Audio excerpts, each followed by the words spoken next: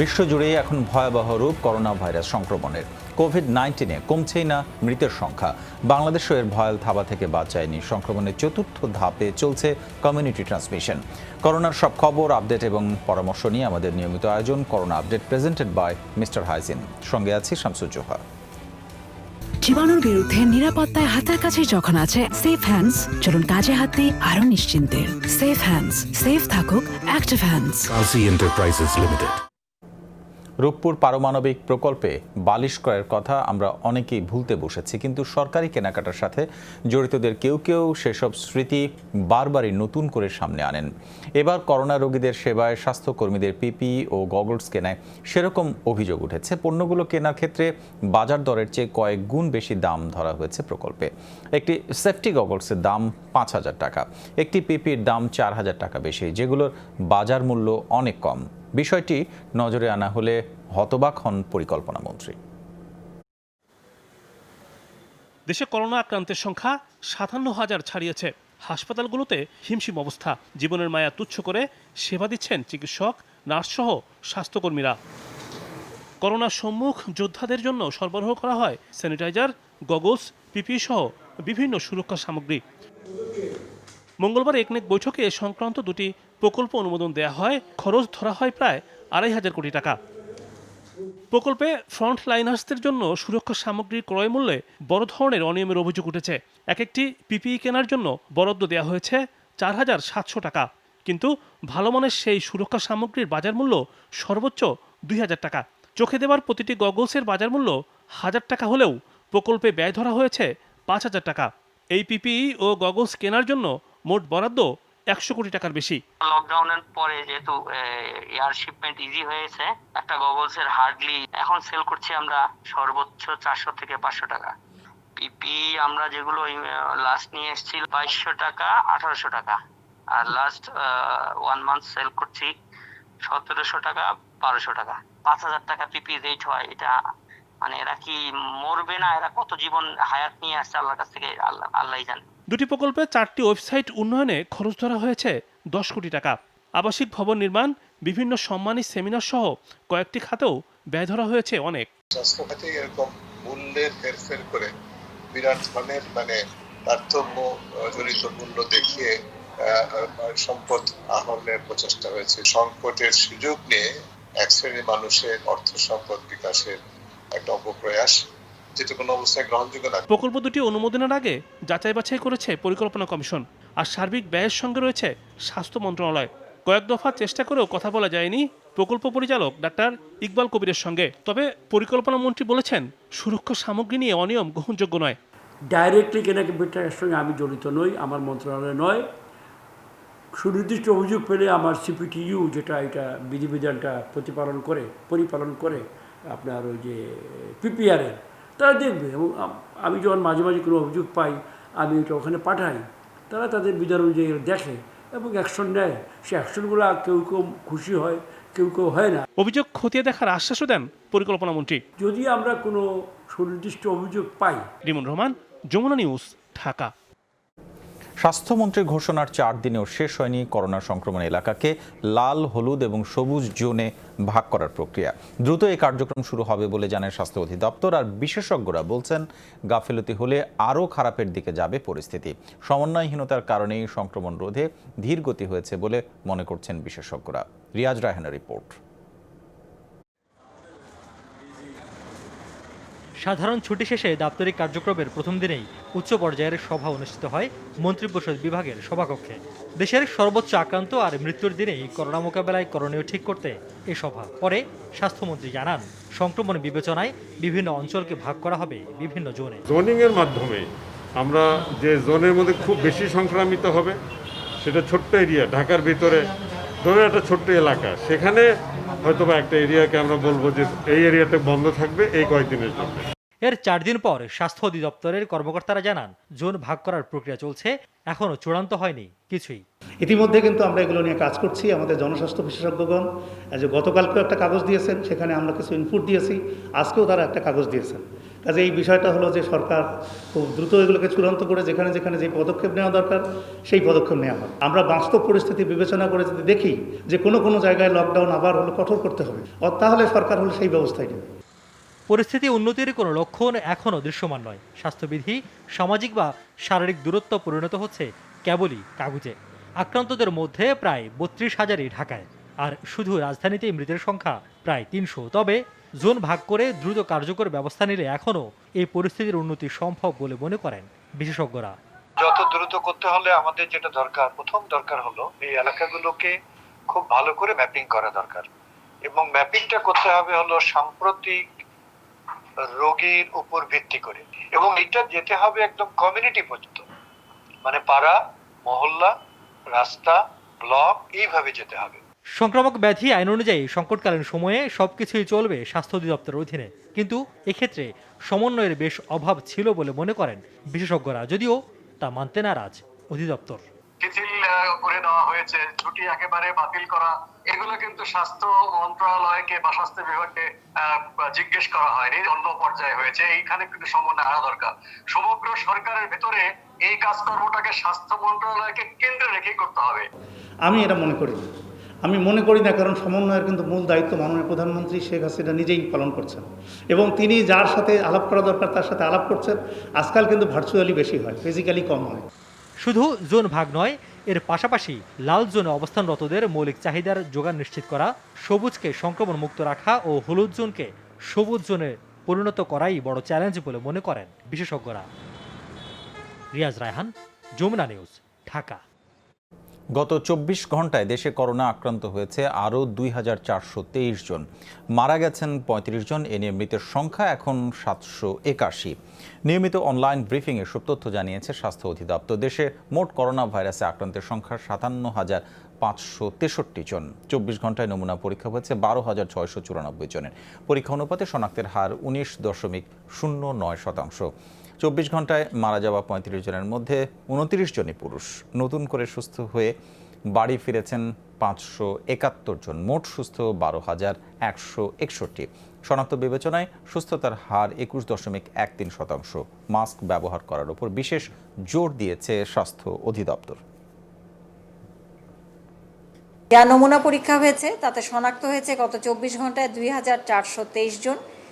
এ পর্যন্ত শনাক্ত 57,563 জন। শনাক্তের হার 19.09%। গত 24 ঘন্টায় সুস্থ হয়েছেন 571 জন। এ পর্যন্ত সুস্থ 12,161 জন। শনাক্ত বিবেচনায় সুস্থতার হার 21.13%।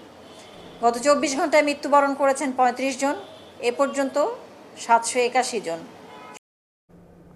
মানুষের জীবন বাঁচাতে এবং অর্থনীতি সচল করতে সরকার প্রাণপণে চেষ্টা করে যাচ্ছে বলে জানিয়েছেন প্রধানমন্ত্রী শেখ হাসিনা। দেশের জনগণের সামাজিক নিরাপত্তা এবং স্বাস্থ্য সুরক্ষা নিশ্চিতেও কাজ করছে সরকার। ভিডিও কনফারেন্সে অনুদান গ্রহণ অনুষ্ঠানে একথা জানান প্রধানমন্ত্রী। বলেন, অর্থনীতির স্থবিরতা কাটাতেই অফিস সচল করা হয়েছে। প্রধানমন্ত্রী বলেন, বর্তমান পরিস্থিতিতে প্রয়োজন মতো চিকিৎসা সেবা দেওয়ার চেষ্টা চলছে। অর্থনীতি সচল রাখতে মোট জিডিপির 3.7 প্রণোদনা দিয়েছে সরকার। স্থবির অর্থনীতির মাঝেও মানুষের কল্যাণে সরকার কাজ করে যাচ্ছে বলে জানান প্রধানমন্ত্রী শেখ হাসিনা। করোনা ভাইরাসের কারণে অনেকটা স্থবির হয়ে গেছে, এটা সত্য। তবে আমি বিশ্বাস করি যে কোনো বিপদ আসুক আর যে কোনো সমস্যা আসুক, সেটা নিশ্চয়ই আমরা মোকাবেলা করতে পারব। প্রত্যেকটা শ্রেণী পেশা মানুষ সকলের কাছে যেন কিছু না কিছু আমরা সহযোগিতা পৌঁছাতে পারি, যেন তারা কষ্ট না পায়, সেটাই আমাদের লক্ষ্য। আর সে লক্ষ্য নিয়ে আমরা কাজ করে যাচ্ছি। রাজধানীতে বাসের চাপায় মোটরসাইকেল আরোহী সহ 2 জন নিহত হয়েছেন। এ ঘটনায় আহত হয়েছেন আরও 1 জন। বেলা 11:15টার দিকে বাংলা মোটরে এই দুর্ঘটনা ঘটার মিরপুর রুটের বিহঙ্গ পরিবহনের একটি বাস। প্রত্যক্ষদর্শীরা জানিয়েছেন, ঘটনাস্থলে নিহত হন বেলায়েত এবং মকসুদুর রহমান।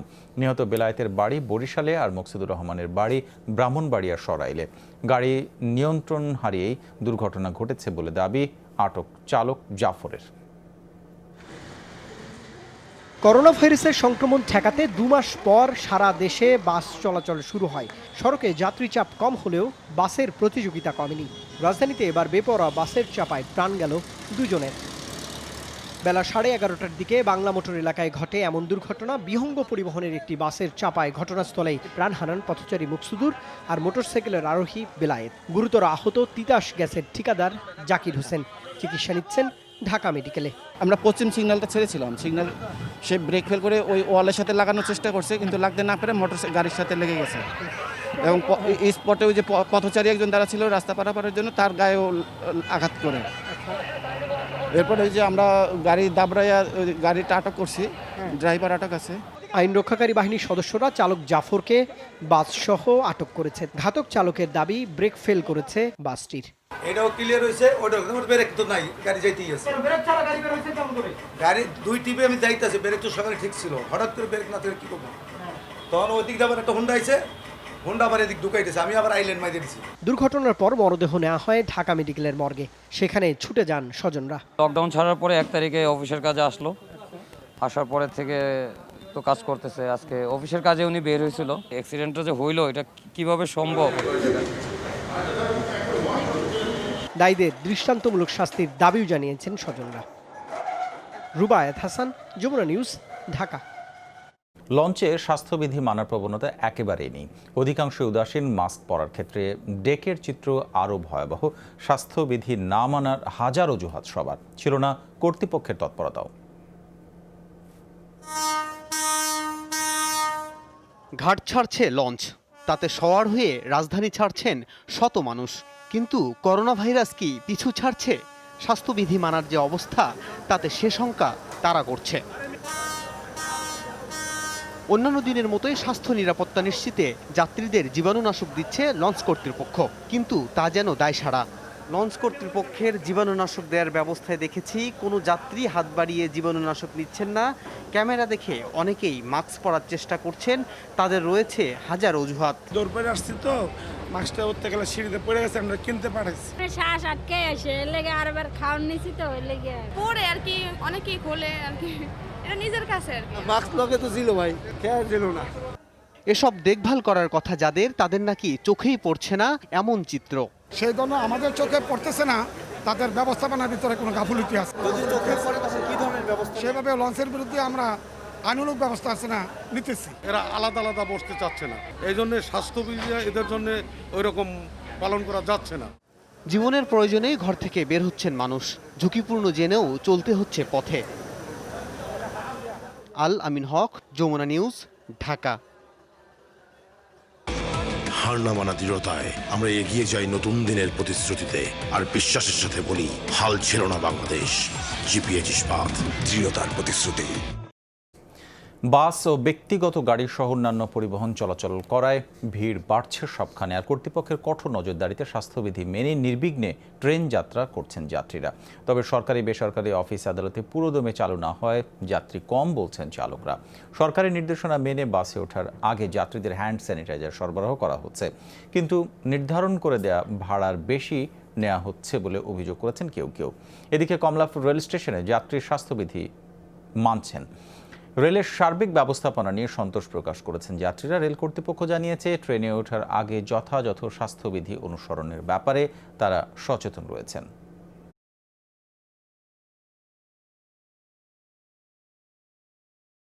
60% বর্ধিত করেছে ভাড়া, কিন্তু অনেকে 60% না, তারা 100%ই নেয়। শাহবাগ থেকে মিরপুর ভাড়া তো 20 টাকা শিকরে, এখন নিচ্ছে 40 টাকা, আমার থেকে 40 টাকা নিচ্ছে। যে দিক নির্দেশনা সরকার দিয়েছে সেটা তো প্রপারলি ভাবে মেইনটেইন করতেছে। দৃষ্টান্ত করেন আর শাহবাগ থেকে ওঠেন 40 টাকা। যাত্রীর চাপ কম, আগে যাত্রীর চাপ ছিল, এইসব মনে করেন একটু আমাদের একটু কষ্ট, কি ভাই ইনকাম একটু কম। গাড়িতে ওঠার প্রাককালেই তাদেরকে হ্যান্ড স্যানিটাইজার সেটা দিয়ে আমরা তাদের হাতটাকে ওয়াশ করে নেই। গাড়িতে সোশ্যাল ডিস্টেন্স মেনটেন করার জন্য সিটে বসতে হলে যেভাবে করার দরকার আমরা অ্যাকোমোডেশনটা সেভাবে করি। জার্ম ফ্রি থাকতে হলে তো হাত ধুতে হবে, পরিষ্কার থাকতে হবে, পরিষ্কার পরিচ্ছন্ন থাকতে হবে। এজন্য আসলে আমি নিজেই আত্মসচেতনতাই বহন করে নিয়ে আসছি। আপনারা দেখছেন corona update presented by Mister Hygiene. এবার একটা বিরতি নিচ্ছি, আমাদের সঙ্গে থাকুন।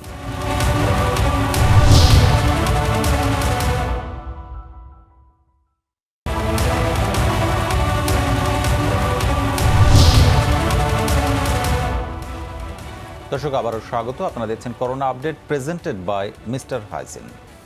অনলাইনে ফ্রিজ অর্ডার করলেই পাচ্ছেন 10% discount. Walton smart fridge. Corona ভাইরাসে বিশ্বজুড়ে প্রাণহানি 3,90,000 ছুঁই। আক্রান্ত 66 লাখের বেশি। যুক্তরাষ্ট্রে নতুন করে 4 শতাধিক মৃত্যুর পর প্রাণহানি 1,09,000 ছাড়িয়েছে দেশটিতে। মেক্সিকোয় প্রাণ গেছে 1,000-এর বেশি মানুষের। দেশটিতে মৃতের সংখ্যা 11,000 ছাড়িয়েছে। ব্রাজিলে এই সংখ্যা 32,500-এর বেশি। আক্রান্ত প্রায় 6 লাখ মানুষ। অন্যদিকে ভারতে নতুন করে প্রাণ গেছে 2 শতাধিক মানুষের।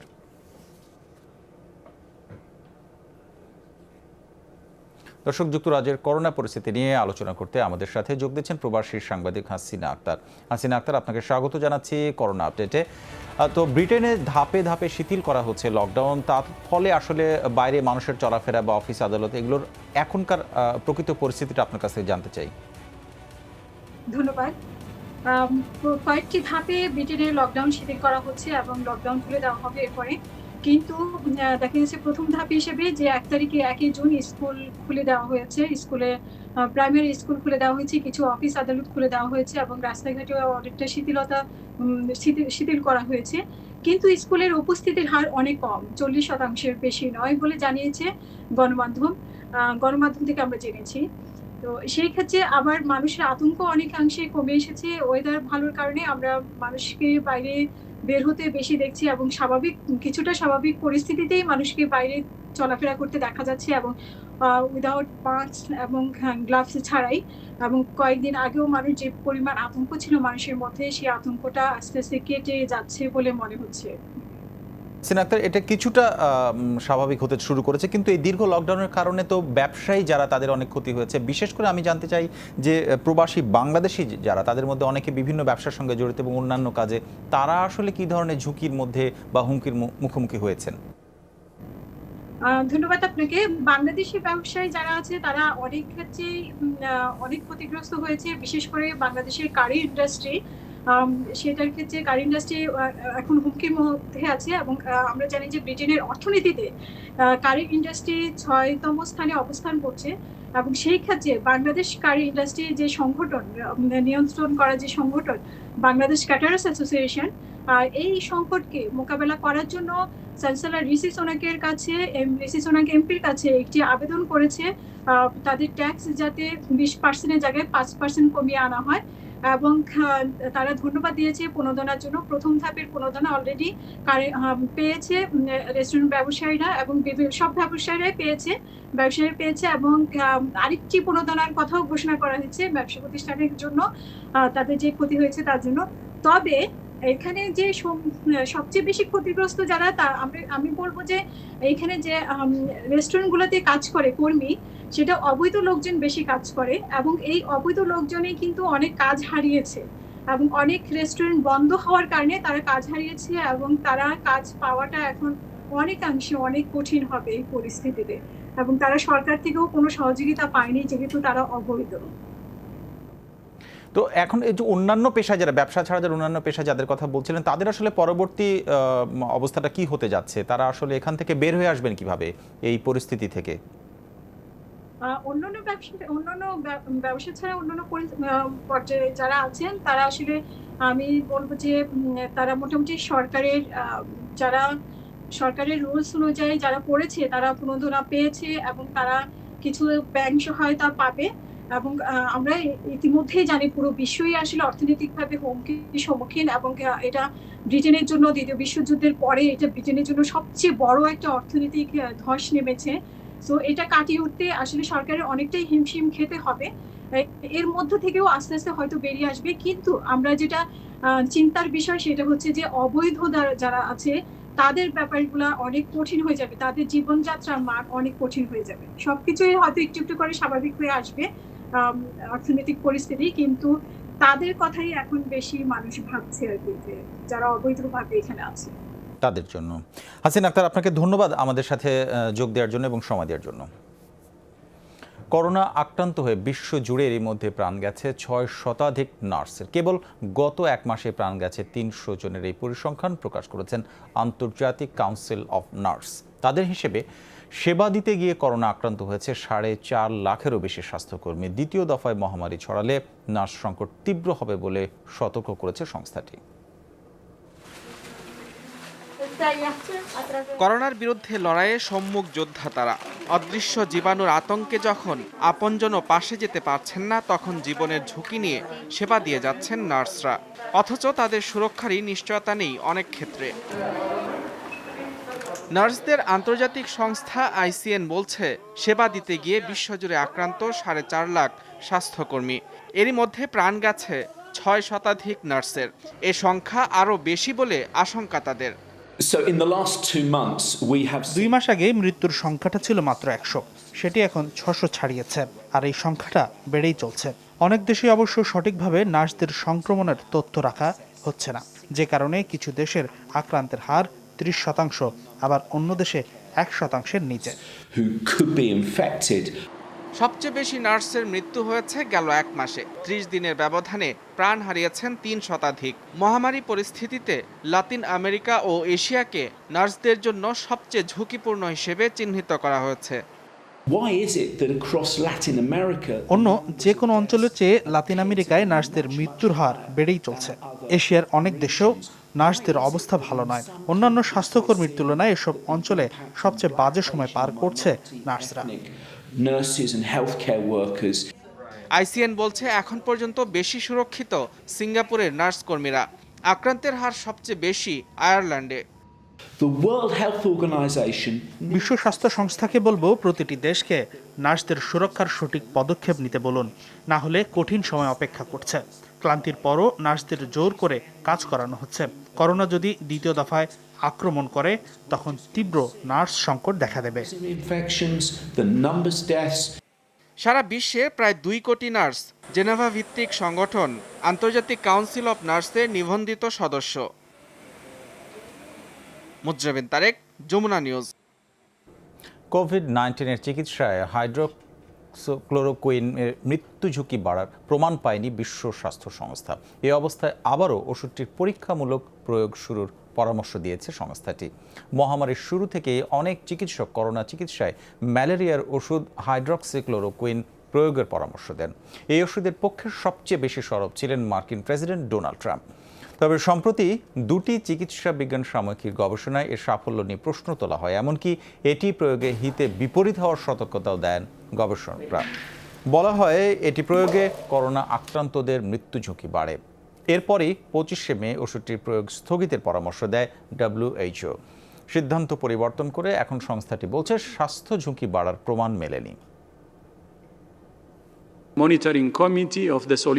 করোনার চিকিৎসায় বিভিন্ন দেশের সমন্বিত ট্রায়ালের তথ্য বিশ্লেষণ ও পর্যালোচনা এখনো চলছে।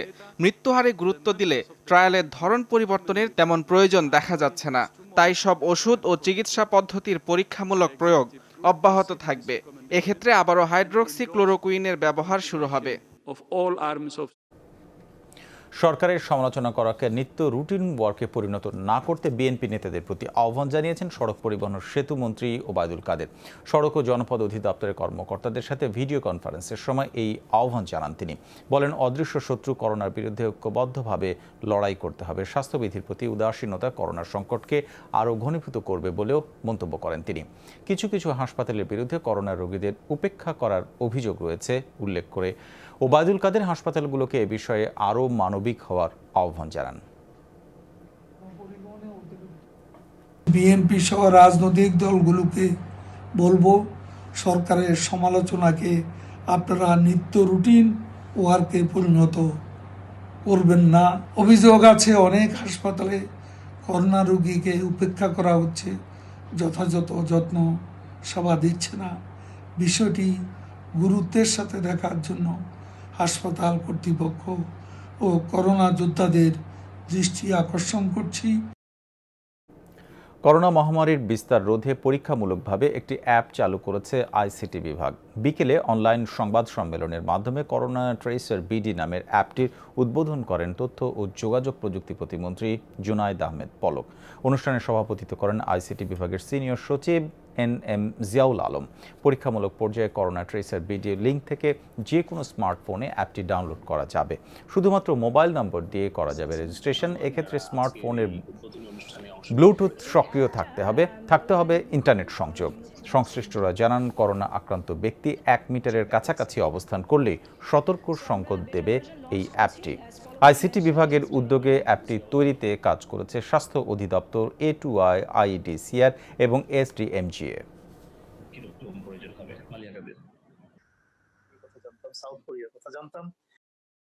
এই অ্যাপ্লিকেশনটি সবাই নিজেদের সুরক্ষার জন্য, পরিবারের সুরক্ষার জন্য এবং দেশের সুরক্ষার জন্য সবাই আপনারা ইনস্টল করবেন, ডাউনলোড করবেন এবং সবসময় আপনাদের লোকেশন এবং ব্লুটুথ অন রাখবেন, কারণ এই অ্যাপ্লিকেশনটি করোনা ভাইরাস বিস্তার রোধে সহায়ক ভূমিকা পালন করবে। মানবদেহ করোনা ভাইরাস মুক্ত করতে পারে না জীবাণুনাশক টানেল। বিশ্ব স্বাস্থ্য সংস্থা থেকে স্বাস্থ্য অধিদপ্তর সবাই এই কথা বললেও দেশে বাড়ছে এর ব্যবহার। জনস্বাস্থ্য বিশেষজ্ঞরা বলছেন, উপকার তো নেই, বরং ক্ষতিই হতে পারে। স্বাস্থ্য মন্ত্রণালয় বলছে, জীবাণুনাশক টানেল ব্যবহার নিয়ে সুনির্দিষ্ট অবস্থান নেই সরকারের। মাহফুজ মিশুর রিপোর্ট। প্রশাসনের কেন্দ্রবিন্দু সচিবালয়ে খোদ স্বাস্থ্য মন্ত্রণালয়ে এই জীবাণুনাশক টানেল।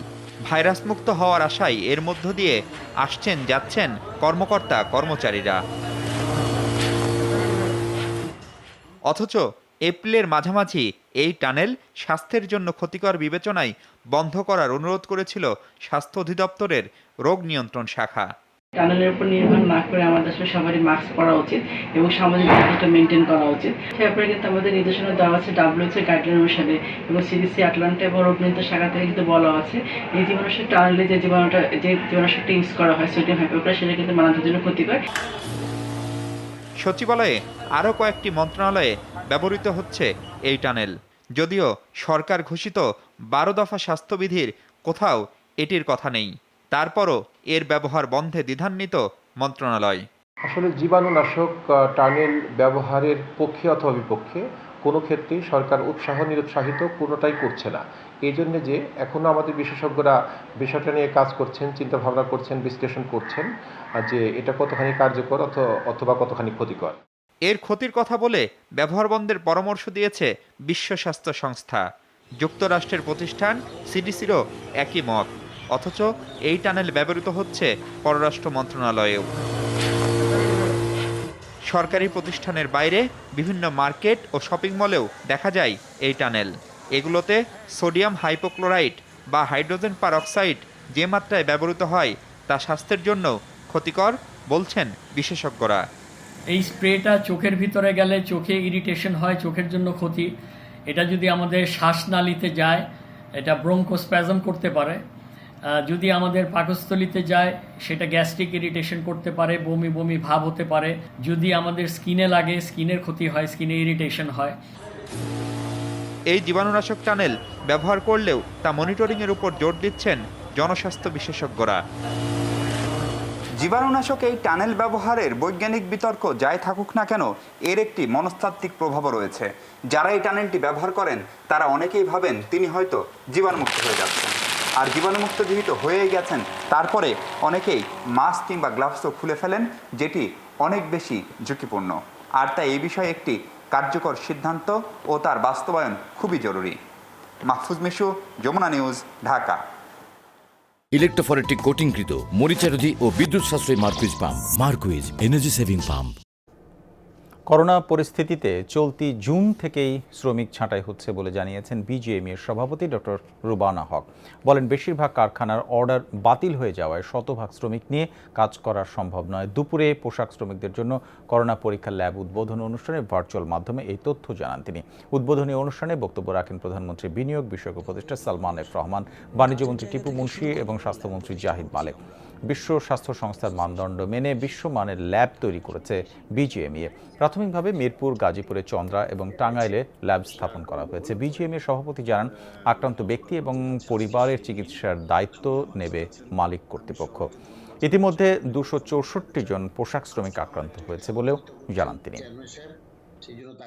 আমি মনে করি বিজিএমইএ যে ইনফ্রাস্ট্রাকচার করে দেব, সেই দেশটা এসে এখন অনেকে আপনারা ছাঁটাই নিয়ে প্রশ্ন করছেন বারবার যে আসলে অনেক ছাঁটাই হচ্ছে। ছাঁটাই কিন্তু 1 জুন থেকে হবে। আসলে এটা একটা অনাকাঙ্ক্ষিত বাস্তবতা, কিন্তু এটি করার কিচ্ছু নেই, কারণ শতকরা 55% ক্যাপাসিটিতে ফ্যাক্টরি চললে আমাদের পক্ষে তো আসলে ছাঁটাইটি ছাঁটাই ছাড়া আর কোনো উপায় থাকবে না। তবে এই ছাঁটাইকৃত শ্রমিকের জন্য কি করা হবে, এজন্য আমরা সরকারের কাছে অন্ততপক্ষে বিনীতভাবে আবেদন করি যে আমরা কিভাবে একসাথে আমরা এই ক্রাইসিসটাকে অন্তত অতিক্রম করতে পারবো, কারণ ছাঁটাই আসলে হবে।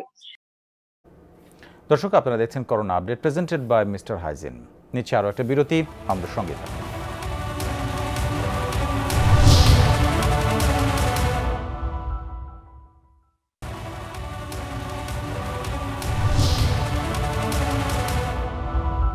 আবারও স্বাগত। আপনারা দেখছেন corona update presented by Mister Hygiene. করোনায় আক্রান্ত হয়ে মারা গেছেন চট্টগ্রাম মেডিকেল কলেজ হাসপাতালের জরুরি বিভাগের চিকিৎসক ডাক্তার মুহিদ হাসান। সকালে চট্টগ্রাম মেডিকেল কলেজ হাসপাতালের আইসিইউতে চিকিৎসাধীন অবস্থায় তার মৃত্যু হয়।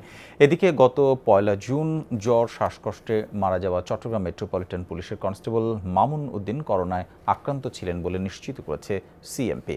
নমুনা পরীক্ষায় তার করোনা পজিটিভ আসে। এ নিয়ে করোনা যুদ্ধে মারা গেলেন 17 জন পুলিশ সদস্য। এদিকে জ্বর শ্বাসকষ্ট নিয়ে মারা গেছেন বন্দর থানা আওয়ামী লীগ সভাপতি নুরুল আলম, মোহরা ওয়ার্ড আওয়ামী লীগের আহ্বায়ক রফিকুল আলম এবং চট্টগ্রাম উন্নয়ন কর্তৃপক্ষের টাউন প্ল্যানার সরওয়ার উদ্দিন। চট্টগ্রামে নতুন 140 জন সহ এ পর্যন্ত করোনায় আক্রান্ত হয়েছেন 3537 জন, মারা গেছেন 86 জন। উত্তরাঞ্চলের আন্তজেলা রুটগুলোতে গণপরিবহন চলছে চেইন চাঁদার দাপট। পথে পথে দিতে হচ্ছে আগের মতোই চাঁদা। যাত্রী কম থাকলেও স্বাস্থ্যবিধি মানায় তেমন একটা গা করছেন না পরিবহন সংশ্লিষ্টরা। যদিও আইন শৃঙ্খলা বাহিনী স্বাস্থ্যবিধি মানাতে বসিয়েছেন চেকপোস্ট। বলছেন পরিবহনে চাঁদা তোলা হলে নেওয়া হবে ব্যবস্থা। দীর্ঘদিন বন্ধ থাকার পর সীমিত পরিসরে শুরু হয়েছে গণপরিবহন চলাচল। ফিরেছে নৈরাজ্যের চিরচেনা রূপও। চেইন চাঁদার সেই দাপট উত্তরাঞ্চলের আন্তজেলা রুটগুলোতে। পরিবহন সংশ্লিষ্টরা বলছেন, একদিকে যাত্রী কম, তার ওপর পথে পথে চাঁদার দাপট। রংপুর থেকে রাজশাহী রুটে একবার যেতেই 3000-এরও বেশি টাকা গুনতে হচ্ছে চাঁদা। কম বেশি একই চিত্র অন্য রুটগুলোতে, সাথে দফায় দফায় চেকিং। ফলে নির্ধারিত সময়ে পৌঁছানো যাচ্ছে না গন্তব্যে। নাটোরে গাড়ি পার করতে দিচ্ছে না ওনারা, চাঁদার জন্য গাড়িতে উঠতেছে, গাড়ির পিছনে বাড়ি মারতেছে। 70 টাকা নিছে, বগুড়াতে 70 টাকা নিছে, এইভাবে। আর রাজশাহীতে পুরো টাকা নিয়ে নিচ্ছে। বলা আছে যে কোথাও কোনো চেন চাঁদা, যেটাকে বলে চেন চাঁদা দেওয়া নিষেধ, কিন্তু আমাদেরকে সেই ক্ষেত্রেও বিভিন্ন জায়গায় চেন চাঁদা নিচ্ছে। ভাবাচ্ছে গণপরিবহনে স্বাস্থ্যবিধির বিষয়টিও। দূরপাল্লার কোচ বাসে সরকারি নির্দেশনা মানার চেষ্টা হচ্ছে, তবে লেগুনা এবং অটোরিকশায় তা একেবারেই উপেক্ষিত, যা বাড়াচ্ছে করোনা সংক্রমণের ঝুঁকি। এখানে বসছি, স্প্রে করেই বসছি, আমি স্বাস্থ্যবিধি মেনেই চলছি। ওভারঅল স্বাস্থ্যবিধি ভালোই আছে, যেহেতু ওঠার সময় স্প্রে করতেছে, 2টা সিট নিয়ে আমরা যাচ্ছি। রাস্তায় যাওয়ার পর কি হয় বলা যাচ্ছে না। আর ভাড়ার বিষয়টা, ভাড়া তো ডবল হয়ে গেছে। পুলিশ বলছে স্বাস্থ্যবিধি মানাতে সড়ক মহাসড়কগুলোতে তৎপরতা চলছে। বসানো হয়েছে চেকপোস্ট, দেয়া হচ্ছে মামলা। চেইন চাঁদা তোলা হলে নেওয়া হবে কঠোর ব্যবস্থা। চেইন মাস্টারদের কাছ থেকে এই ধরনের কোনো ঘটনা যদি কোনো অভিযোগ আমরা পাই, অবশ্যই আমরা প্রয়োজনীয় আইনগত ব্যবস্থা গ্রহণ করব। এ ধরনের কোনো ঘটনা আমাদের এলাকায় ঘটার কোনো সুযোগ নেই। সরকারের যে গণপরিবহন চালু হয়েছে, তারা স্বাস্থ্যবিধি মেনে চলছে কিনা সেটা আমরা নিশ্চিত করছি এবং সেই সাথে জনগণকে সতর্ক করছি। গণপরিবহন চলাচলে চলমান নৈরাজ্য ঠেকাতে সমন্বিত উদ্যোগের কথা বলছেন পরিবহন সংশ্লিষ্টরা। সরকার মাঝহারুল মান্নান, যমুনা নিউজ, রংপুর। অর্থনীতিতে বেসরকারি খাতের সুফল আরও বেশি দরকার। সামনে আনতে হবে নতুন সৃষ্টিশীল উদ্যোগ। সেজন্য আগামী বাজেট জনমুখী করার পরামর্শ দিয়েছেন সাবেক স্বরাষ্ট্রমন্ত্রী মহিউদ্দিন খান আলমগীর। আর তা বাস্তবায়নে ব্যাংক এবং আর্থিক প্রতিষ্ঠানকে এগিয়ে আসার আহ্বান জানিয়েছেন তিনি। দুপুরে বেগম রোকেয়া বিশ্ববিদ্যালয়ে আয়োজিত প্রাক বাজেট আলোচনায় যোগ দেন তিনি। করোনা ভাইরাসের ধাক্কা সামলাতে আসছে বাজেটে কৃষি খাতে সর্বোচ্চ গুরুত্ব দেওয়ার পরামর্শ দেন তিনি। জানান, বড় পরিবর্তন দরকার স্বাস্থ্য খাতে। এ সময় রাজস্ব খাতে বড় ধরনের সংস্কারের পরামর্শ দেন মহিউদ্দিন খান আলমগীর। বলেন, ক্ষুদ্র ও মাঝারি শিল্পে বিনিয়োগ বাড়ানোর উদ্যোগ নিলে অর্থনীতির সুফল টানা সহজ হবে।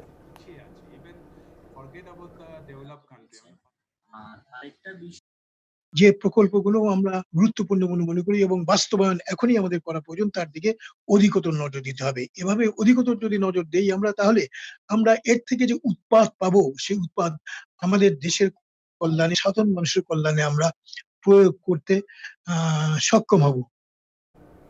অযৌক্তিক লক্ষ্যমাত্রা নয়, করোনার সংকটের মধ্যে বাস্তবসম্মত রাজস্ব লক্ষ্য নির্ধারণ করা জরুরি। অর্থ সচিবকে বাজেটে বাস্তবসম্মত রাজস্ব লক্ষ্যমাত্রা ধরার তাগিদ দিয়েছেন এনবিআর চেয়ারম্যান আবু হেনা মোহাম্মদ রহমাতুল মনিম।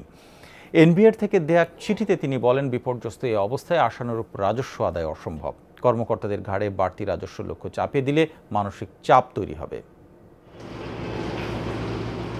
করোনা সংক্রমণে কার্যত বন্ধ আমদানি রপ্তানি বাণিজ্য। 2.5 মাসের বেশি বন্ধ ছিল শপিং মল, দোকানপাট, বিপণী বিতান। সব ধরনের ব্যবসা বাণিজ্য স্থবির। সব মিলিয়ে বলা যায় বিপর্যয়ের মুখে সার্বিক অর্থনীতি। এমন অবস্থায় ইতিহাসের সর্বোচ্চ নেতিবাচক ধারায় রাজস্ব আদায় পরিস্থিতি। গেল অর্থবছরে সর্বমোট রাজস্ব আদায় হয় 2,34,000 কোটি টাকা। তবে এনবিআর মনে করে চলতি অর্থবছর শেষে আদায় হতে পারে 2,20,000 কোটি টাকা। স্বাধীনতার পর এবারই প্রথম পূর্ববর্তী মাসের তুলনায় রাজস্ব আহরণ হবে কম।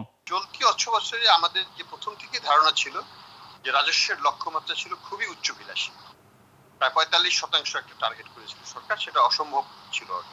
এবং আমরা করোনার আগেই বাজেটের পরবর্তীকালে আমরা বলেছিলাম যে বাজেটে আমাদের হিসাবে প্রায় 70 থেকে 80,000 কোটি টাকার শর্টফল করতে যাচ্ছে, এবং সেটাই কিন্তু ধীরে ধীরে সেটা প্রতীয়মান হচ্ছিল। রাজস্ব আদায় নিয়ে উদ্বেগ জানিয়ে অর্থ সচিব বরাবর চিঠি দিয়েছেন এনবিআর চেয়ারম্যান। বলছেন, বাজেটে আগামী অর্থ বছরের জন্য সম্ভাব্য রাজস্ব লক্ষ্যমাত্রা 3,30,000 কোটি টাকা। কিন্তু চলতি অর্থ বছরের সম্ভাব্য আদায়ের 14 ভাগ প্রবৃদ্ধি ধরলে এই আকার 2.5 লাখ কোটি টাকার বেশি হবে না। তাই রাজস্ব লক্ষ্য কমিয়ে নির্ধারণ দরকার। এই বছর বড় কোনো রাজস্ব আহরণের টার্গেট দেওয়া যাবে না, বাস্তবসম্মত হবে না। এই বছর কোনো কর ব্যবস্থায়ও তেমন কোনো পরিবর্তন আনা সম্ভব হবে না, উচিত হবে না, বরং কিছু জায়গায় ছাড় দিতে হবে। এই বছরই হচ্ছে উৎকৃষ্ট সময়, আমি মনে করি সর্ববেস্ট সময়, যখন রিফর্মে হাত দেওয়া। চিঠিতে এনবিআর চেয়ারম্যান স্পষ্ট করে বলেন, অতিরিক্ত লক্ষ্যমাত্রা নির্ধারণ করা হলে মাঠ পর্যায়ে রাজস্ব আহরণকারী কর্মকর্তাদের উপর চাপ তৈরি হয়।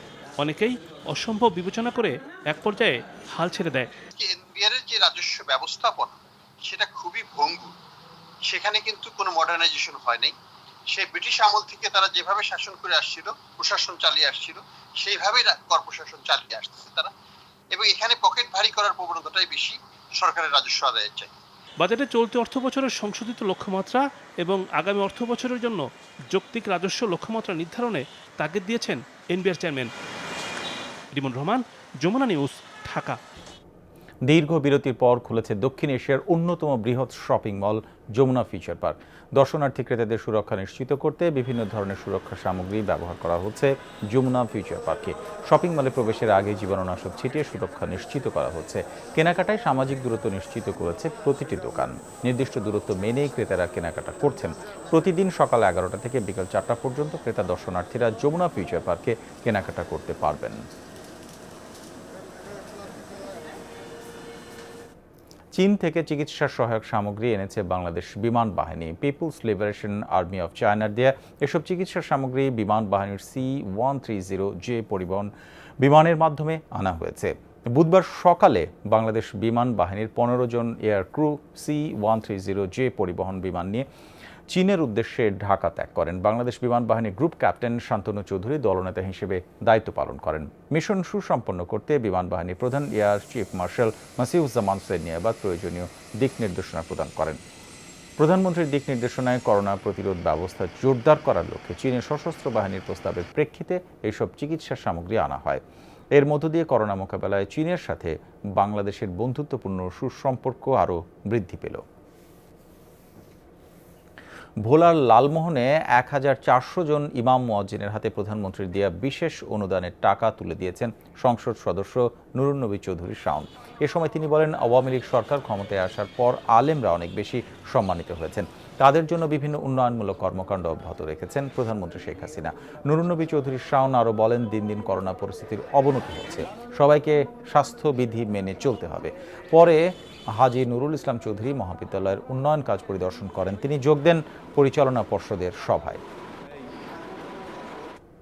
দর্শক, আপনারা দেখছেন corona update presented by Mister Hygiene. নিচে আরেকটা বিরতি, আমাদের সঙ্গে থাকুন।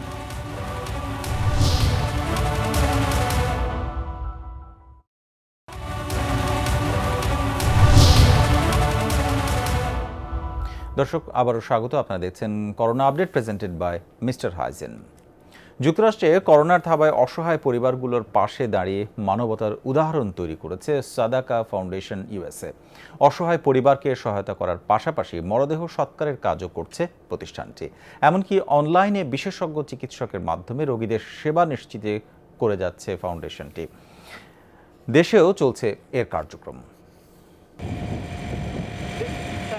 করোনায় সবচেয়ে ভয়াবহতার সাক্ষী যুক্তরাষ্ট্র। দেশটিতে সরকারের পাশাপাশি অসহায় পরিবারগুলোর পাশে দাঁড়িয়েছে বহু স্বেচ্ছাসেবী সংগঠন। কাজ করছে বাংলাদেশি সংগঠন সাদকা ফাউন্ডেশন।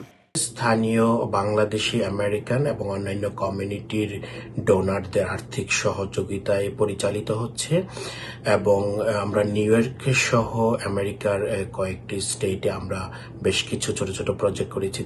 গেল 25 মার্চ থেকে গড়ে প্রতিদিন 7টি করে পরিবারকে এক সপ্তাহের খাবার বিনামূল্যে সরবরাহ করে আসছে প্রতিষ্ঠানটি। দেশেও চলছে এর কার্যক্রম। সাদাকা ফাউন্ডেশন ইউএসএ আজকে যে সাহায্যের হাত বাড়িয়েছে, আমরা আশা করব সমাজের বিত্তবানরা এভাবেই কর্মহীনদের পাশে দাঁড়াবে।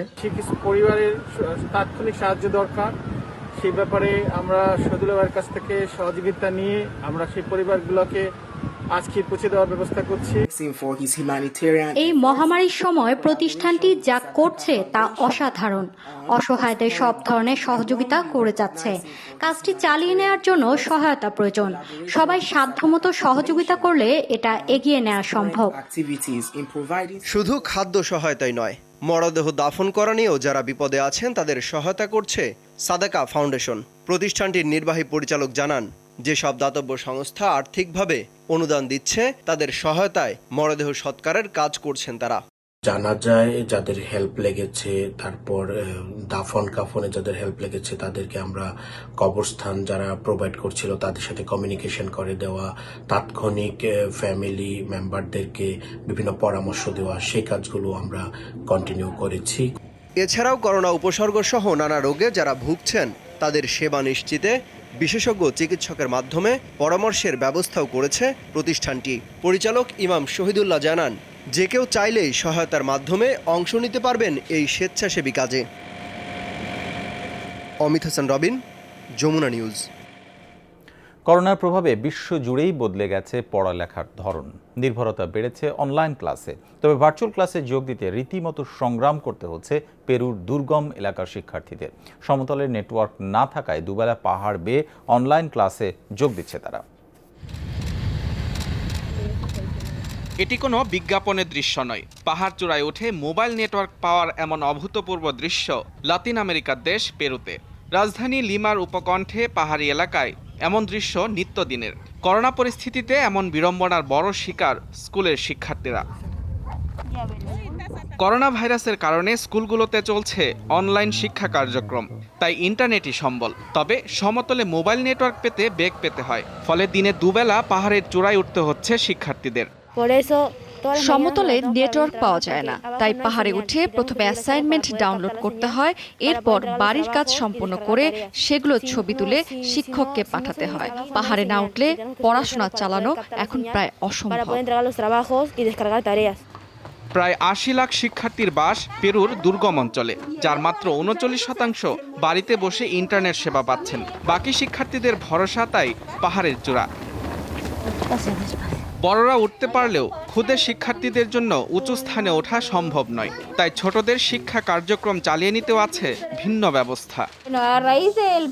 ছোটদের পক্ষে পাহাড়ে ওঠা কষ্টকর, যেহেতু করোনার কারণে তারা স্কুলে যেতে পারছে না। তাই আমরা অভিভাবকরা মিলে অস্থায়ী পাঠদান চালিয়ে যাচ্ছি, যেন তাদের এবছরের শিক্ষা কার্যক্রম নষ্ট না হয়। এদিকে পাহাড়ে উঠতে গিয়ে পা পিছলে দুর্ঘটনার শিকারও হচ্ছেন শিক্ষার্থীরা। মুজরাবিন তারেক, যমুনা নিউজ।